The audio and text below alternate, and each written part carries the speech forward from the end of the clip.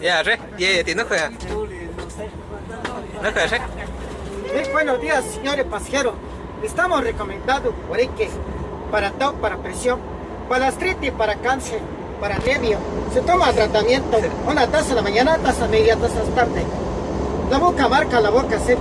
Muchas veces no le da gana a la persona comer.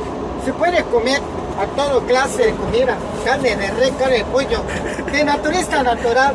Se llama escamote Guareque. Ahora sí, ibérico medicinales son de naturista natural. Se llama este Guareque para ácido mírico, gripa, catarro, vesícula, retrato de hígado, estómago, dolor de hueso, torcedoras, calambre, cólera, próstata, agencia, colectivo, inversión. Aquí, de Ocla de Jiménez, aquí recomendamos Guareque. Interiormente, atrás del municipio, atrás del registro civil, atrás del mercado, aquí estoy al volante.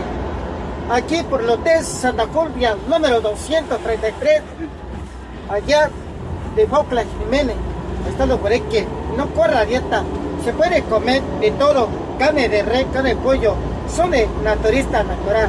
Para todo, para gripa, calentura, nervio, urca, marca, boca, seco, espinillas, quemadura, chabañón, grano, barro, grano, a veces da comezón.